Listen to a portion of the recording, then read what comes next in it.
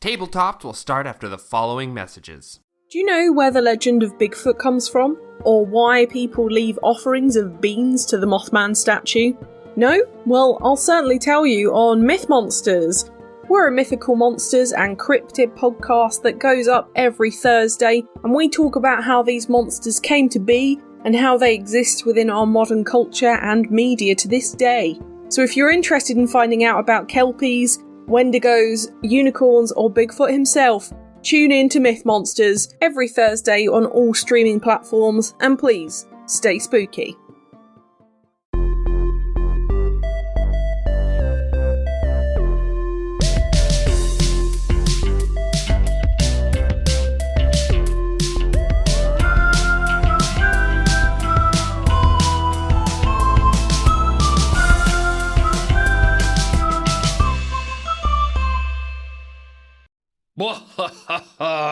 It is the final day, the day in which we will drag you all to hell with us so we can talk about devils, demons, fiends. It is our final day of the menagerie of monsters, or as I like to say, the monster menagerie. And I have two real great people together, our folklore resident. Oh, I'm saying my name. His name's Greg, Nick. Yeah. I pointed at him so he could say okay. it. Well, No, you're putting I'm me on the sorry, spot. I'm sorry. No, it's cool. It was unclear for me. Honestly, I have to learn that gesturing is really bad audio. I am pleased to meet you. I'm a man of wealth and taste, everyone. And then we also have... Oh, I'm saying my name? I'm Shade, and I don't have a devil palm. That was too good of one to try and beat. I'm pleased to meet you. Yeah, Hope very you good. guessed my name. Yep. Woot, woot. Damn, it even works with the fact that he didn't say the name. Ah, Yeah, so many there levels. we go. I love There it. it goes. So yeah, fiends. Today we're talking about fiends. We wanted to talk about devils, demons, the differences between why they're fighting, and just in general, what are fiends in campaigns. So I'm just going to say what I know, and then you guys can educate me, because I know that you, like, from our conversations off mic, y'all nerds. No, okay. You just know so much about this, which is awesome. Like, for me, all I know, and I think it's in broad strokes the basics, is that devils are essentially lawful evil. Demons are chaotic evil. They cannot exist together, because demons are just want to ravage everything. And devils are like very much more contractual, want to like follow the rules, and like Asmodeus thinks that he's actually like the good guy kind of thing. And that the only reason that evil hasn't like come into the real world and destroyed all of the other planes is because they are focusing most of their time fighting each other. I thought he said he didn't know this stuff. I may have fell down a Forgotten Realms wiki page once or twice, but that's like the big thing is that the broad strokes, that's what I know about them. So what are demons and devils in D&D and just in general, like in this setting? I mean, I feel like you kind of hit the nail on the head. Yeah. There's a middle ground, of course. So, and again, because I love Planescape, it's worth just noting that all of this is kind of based around the idea of the outer planes, which is, say, the hells all the way through the abyss, which is the chaotic evil side of things. And the planes are all about philosophical ideas. This is where your lawful good and your neutral good and all that stuff matters, is because they are made physical in these planes. But there is neutral evil, right? So that's where the Yugoloths, whose name I always forget, but Greg is always kind to remind me. What are Yugoloths? So if the best way I can describe them is if demons are mindless chaos and evil and cruelty just for, enjoyment, and devils are, think of every dictator or tyrant you can that's just trying to oppress people. Yugoloths are neutral evil. They're self-serving jackasses who pretty much try to play both sides. So they're looking out for number one. Like they will sometimes, I guess they will sometimes work with devils more often, because they're organized, it's a little bit easier in those realms. But if they can backstab you, they will, because it is just to quote the bard himself, "For mine own good, all other causes shall give way." They are just, sometimes we bring theater and taste into this podcast. Wow, I'm just really impressed. I thought I was the only one who could just quote Shakespeare. you know, I have an English major for a wife. I sometimes remember things. Is that all she is to you? An English major. You know, you always twist it and turn it around. Because I like the English language and playing with it. That was meant to be a compliment, my love. It is. Maggie is wonderful. Anyway, but yeah, they're just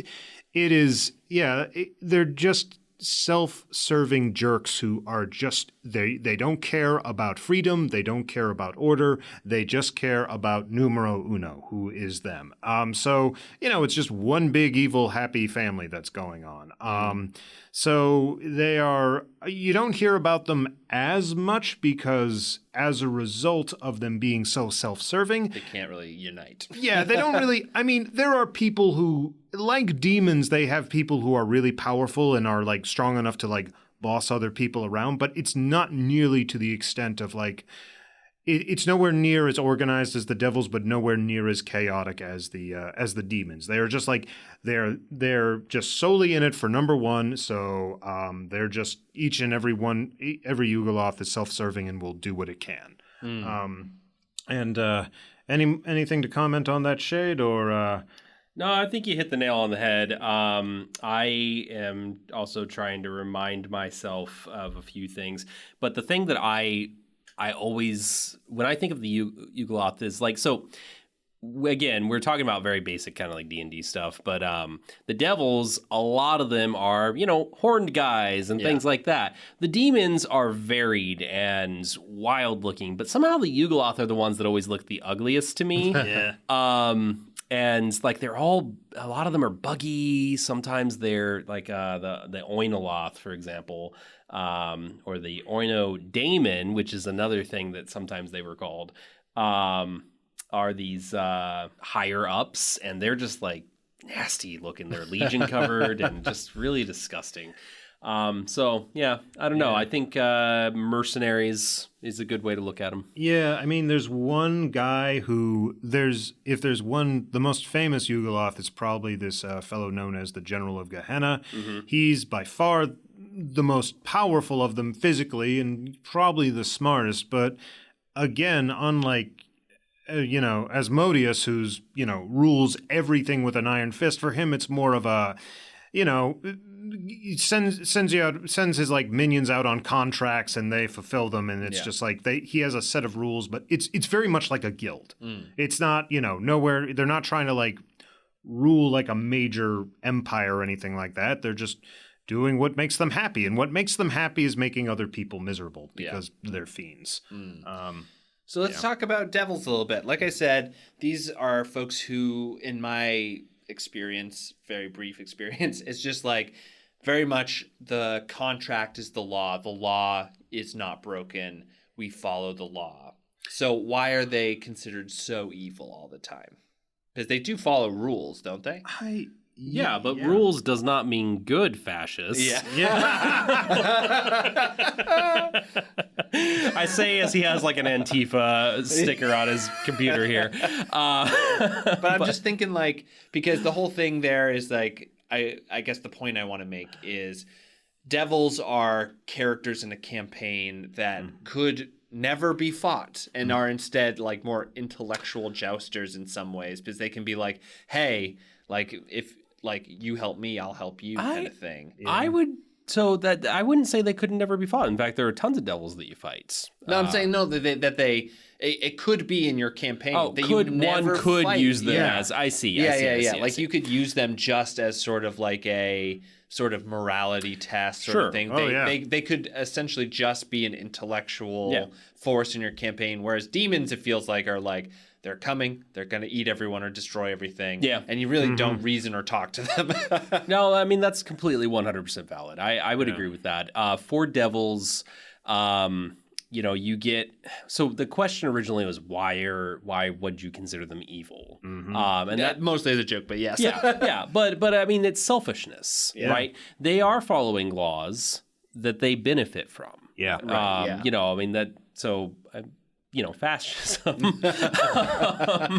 Yeah, because there's like some interesting lore that I read, which is that there's like a court trial of Asmodeus. Yeah. And they like brought him up and he was like, listen, these are your rules. I follow all of these rules. Yeah.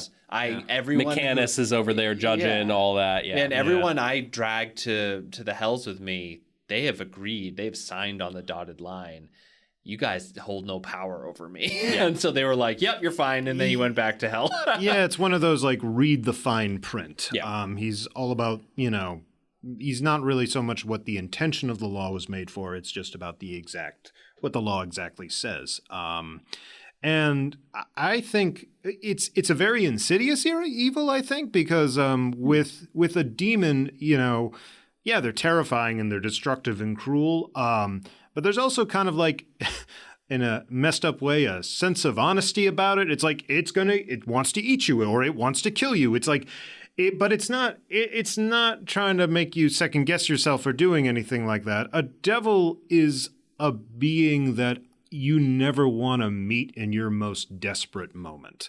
They're going to help. They're going to help so good. Yeah, they are. And it's like, just imagine like the worst person who can help you out of a jam, but as soon as you do, you're in their pocket and there's no way you can get out of it. I mean, in a more like insidious way, if you have to take a job that that you can't leave it because if you do, you're destitute, and they'll say like, oh, you can go whenever you want. I mean, that's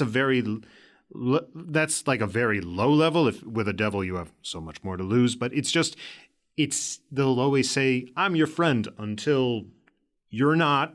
And they have you at their mercy, and then all facade of like courtesy and niceties just vanishes. Which is why almost every single devil contract, at least in the Forgotten Realms, comes with healthcare. Oh boy! So warlocks they are contracted most often to demons, not devils. Or sorry, devils, not demons. Well, okay, Yeah. Interesting. Okay. Interesting. Pact of the Fiend is what you're referring to. Yeah. It will think about like most people probably lean towards devils because there is the contract aspect, but there's nothing that says that it couldn't be Yugoloths or fiends. Is it more unlikely? Yes, because contracts are not going to necessarily happen. But there's no reason that you as a DM couldn't make the determination Like that you're siphoning energy out of the abyss or whatever. Yeah, I mean, so that's a great old one is a good example there. But also maybe like demons aren't unintelligent. No, they're not idiots. Well, some of them are. Well, not as a blanket statement is what I mean. Also, okay, this is very lore like stuff. What is the abyss? Because the demons come out of it, but like, what is it? Why is there an abyss? The wound of creation. I like that. It's just it's a never-ending. I mean, it's just like a never-ending, and I do mean quite literally never-ending pit of Layers specifically, yeah. where in every pit below is a new kind of horror. And there's talk about there's a bottom up to the abyss, and there is like some sort of unspeakable evil that is like apparently, and the lore varies here, it's D&D, where the root of all evil is literally from. I mean, some people even think like Asmodeus himself managed to go down there once and like grab like a part of this heart and make it a scepter, but I'm getting into semantics right here. Yeah, but suffice to say, it's all generally it's just pure chaos, and like anarchy. It's freedom in its worst possible aspect.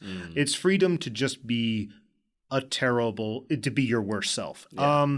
Now, going back to like the Pact of the Fiend, though, that's not to say that there aren't, as Shade was saying, there are intelligent beings there that you can make deals with. They're just a little bit less like read the fine print and more just upfront what they're doing. Like Orcus, the Prince of Undeath, he is this bloated ram-headed monster who, well, as the name implies, he's one of the first beings to create necromancy and use it for all awful gains. And, he'll make a deal with you. There's the Demogorgon, the two-headed monster who... The monkey. He's got two baboon heads. He's like a cross between a baboon and like a tentacle monster. And he's not very... He's one of his issues is that one of his heads is like full of rage and the other is very articulate. And it's just like, but he can make a deal with you. So there's like... I guess it's kind of like, think of like Mad Max Fury Road, and they're like the various warlords who have made some sort of kingdom in it. Yeah. But they're not, one of the reasons why, even though it's infinite, one of the reasons they haven't like beaten like Hell, which only has 9 layers, is because they hate each other. They hate each other as much as they hate devils. So it is so interesting. I wonder if this or the Warhammer, like the Warp, sort of started first, because it's like the lore is almost the exact same thing. Except for not about the devils. Just demons in the abyss. To my knowledge, oh boy, I'm not sure, but I think it's D&D. I think D&D predates the Forgotten Realms lore there, but I might be mistaken. Because I'm not as well versed on exactly when Warhammer gets started. It's going. Like 80s, D&D definitely predates it a bit. But another one of my favorite demon lords is the former mother of all elves, Lolth. Lolth. No reason she wouldn't make a contact and snare you in her webs. 100%. She's going to make. She's a demon, not a devil. She's a demon. Oh, yeah. Yep. Interesting. Chaos. Huh. Demonwood pits. Yep. So I guess the other thing that I'm interested in is like Asmodeus is a very smart thing. Mm-hmm.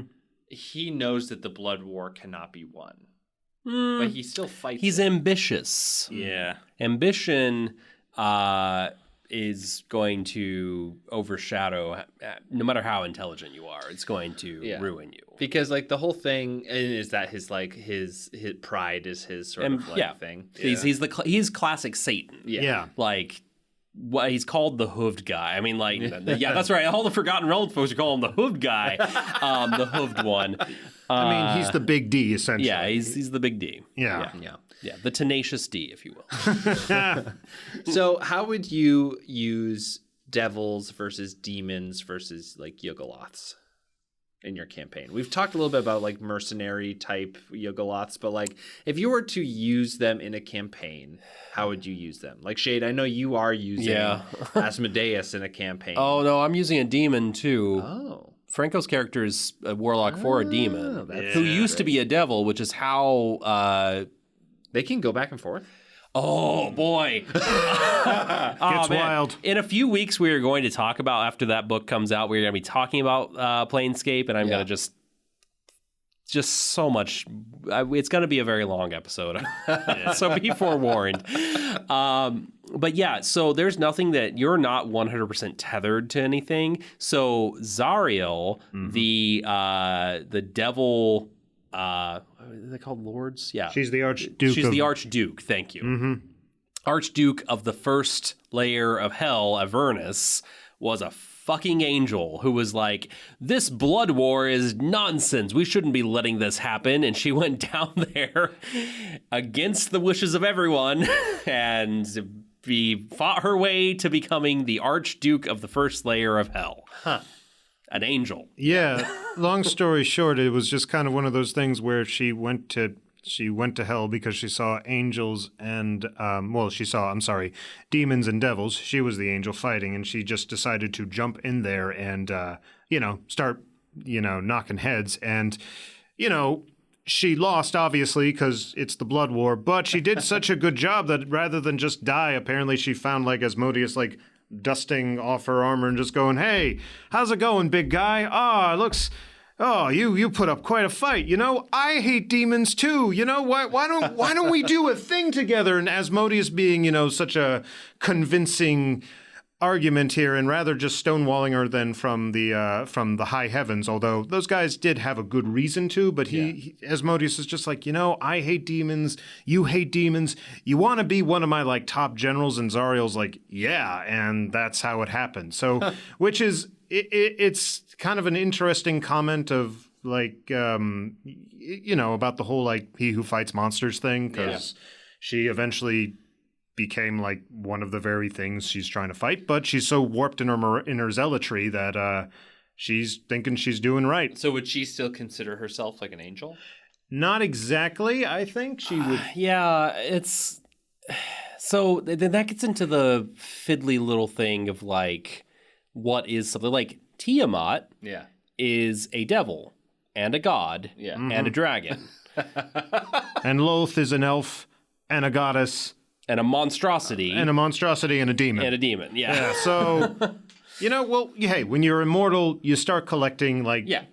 It's like trading cards, essentially. Right, yeah. I got all these badges. Yeah. Anyway, things can move around.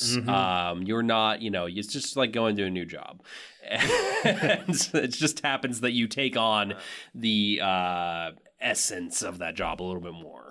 It's interesting, too, because I would say also Zariel is kind of a cool case because it shows that there's different types of lawful evil, because you have like the conniving trickster for a devil, and that's often the what you see, like the shrewd businessman who's making you an offer so good you'll sell your soul. But Zariel is much more lawful evil in like the militaristic sense, as in we're an organized army. We follow this like the law to such an extreme that if you even question it, you are trampled underfoot. But it is still like it's still law. It's just less. It's it's upfront, I suppose, which isn't any better, but it's a different flavor. So your original question an hour ago was... Oh, I see. No, hey, we both are doing this. I'm just acknowledging that, hey, we was that how would you use them in a campaign? Yeah. Behind the scenes, I do think that you want to... So for a devil, I want my devil to be a thing that is giving false hope to my characters. Yep. I want my demon to be an absolute threat to the characters. Yeah. And I want that Yugoloth to be something that is going to push the characters towards evil without giving hope. Okay. That's kind of... How do you do that? Oh, that's interesting. Put them at their wits' end. Oh, like they can't get out of the door unless, like a room, unless they do something awful or something like that. Or frankly, oh shit, I hate that I'm going to say this. Uh-oh. I would play the Yugoloth like I would play the Joker. Really? Yeah, I know that the Joker would be chaos, right? But like, let's talk. Oh, Jesus Christ, I hate every single second of this. You know how I got these pustules? Jesus Christ. No. So, but to the point of that, I mean, Heath Ledger's Joker is kind of a good example of that, where there's that fucking moment with Two-Face where he's like, do I look like a guy with a plan? Yeah, fucker, you've got a plan. You have so many stupid plans. You're not as chaotic as you're trying to put out there. Yeah. You're just zany. Yeah. And to me, like... It always comes back to his hatred of the Dark Knight. He's a clown, guys. I actually loved The Dark Knight, but I hate the effect that it's had on... Joker stands. God damn, what is wrong with those people? I'm sorry. That's not a character you should be identifying with. Fuck off. You're not supposed to be identifying with him, but you still can be like, that's a great villain. Yeah, you can be, that's a great villain, and that's where, 100%. But if you're like, I love everything that Joker character is saying. He's right. Yeah. You desperately need to take a step back from everything.